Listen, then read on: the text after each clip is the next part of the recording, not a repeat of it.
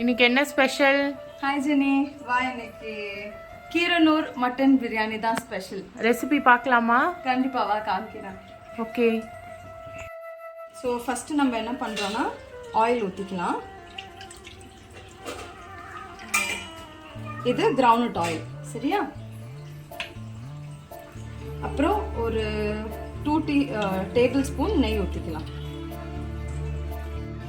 எண்ணெய் காஞ்ச உடனே நம்ம பட்டை லவங்கம் போடணும், ஓகேவா?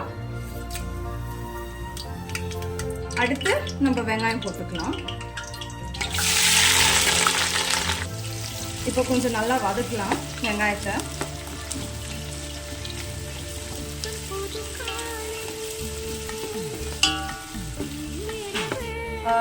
நல்லா இந்த அளவுக்கு பொன்னிறமா ஆன உடனே நம்ம இஞ்சி பூண்டு போட்டுக்கலாம்.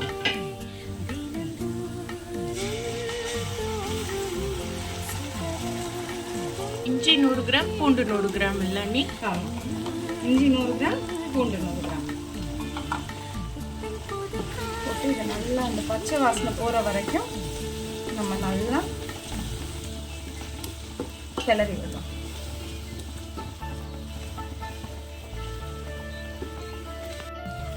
காஷ்மீரி ரெட் சில்லி போட்டுக்கலாம். 2 டேபிள் ஸ்பூன் இல்லை? 2 டேபிள் ஸ்பூன். ஓகே,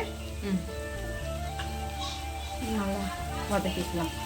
இது பிரியாணிக்கு உனக்கு நல்ல கலர் கொடுக்கும் நம்ம எண்ணெயிலே வதக்கும் போது. சரிங்க. ரெட் சில்லி போட்ட உடனே நம்ம ஒரு 8 பச்சை மிளகாய் போட்டுக்கலாம். ஓகே, நல்லா பச்சை மிளகாய் போட்ட உடனே அடுத்து நம்ம கொத்தமல்லி புதினா போட்டுக்கலாம். சாரி,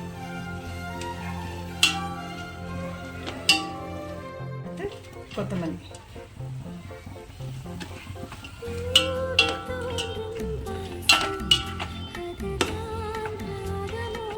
நம்ம 350 கிராம் தக்காளி போட்டுக்கலாம்.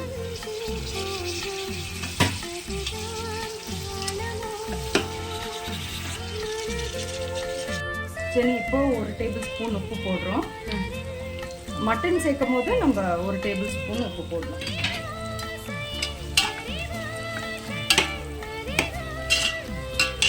போட்டோம்னா அடுத்து 200 ml கர்ட் ஊற்றிக்கிறோம், தயிர் போட்டு நல்லா வதக்கிக்கலாம். ஸோ இது நல்லா வதங்கினோடனே நம்ம இப்போ மட்டன் பீசஸ் ஆட் பண்ணிக்கலாம். 1.5 கிலோ மட்டன் ஆண்ணி? ஆமாம், 1.5 கிலோ மட்டன். நம்ம 1 கிலோ ரைஸுக்கு 1.5 கிலோ மட்டன் கூட நம்ம போட்டுக்கலாம். நல்லா வரும்.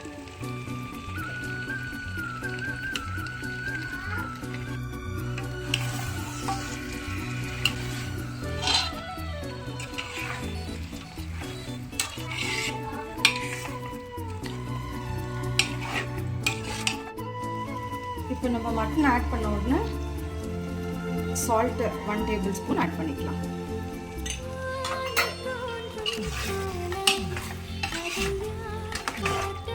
கொஞ்சோண்டு மஞ்சத்தூள் ஆட் பண்ணிக்கலாம்.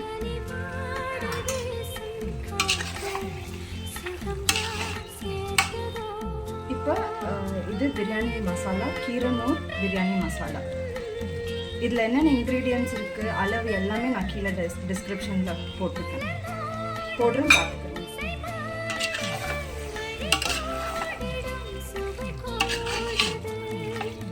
அந்த மசாலா ஆட் பண்ண உடனே இது சின்ன வெங்காயம் அரைச்சி எடுத்திருக்கேன். இதை பேஸ்ட் நம்ம போட்டுக்கலாம். 100 கிராமில் 100 கிராம்.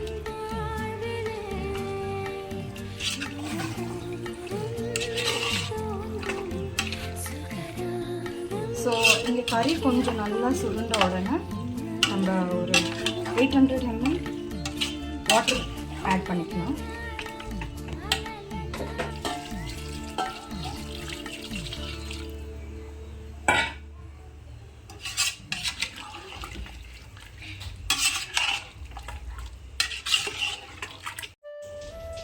ஸோ இப்போ பார்த்தீங்கன்னா மட்டனை வந்து 45 நிமிஷம் மூடி போட்டு வேக வைக்கணும்.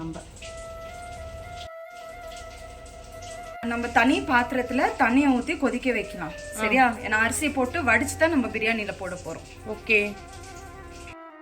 ஸோ தண்ணி நல்லா கொதிக்குது. இப்போ இதில் நம்ம 2 டேபிள் ஸ்பூன் சால்ட் உப்பு ஆட் பண்ணிக்கலாம். அப்புறம் ஒரு பச்சை மிளகா கீரி போட்டுக்கலாம். தண்ணி நல்லா கொதிச்சிருச்சு. நம்ம அரிசியை போட்டுக்கலாம்.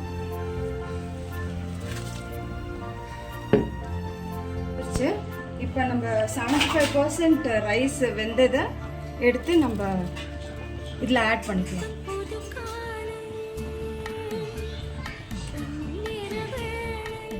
நம்ம எல்லாத்தையும் ரைஸ் எல்லாம் மிக்ஸ் பண்ணியாச்சு. இது நம்ம 25 மினிட்ஸ் தம் போடணும். இப்போ பிரியாணி ரெடி ஆயிடுச்சு.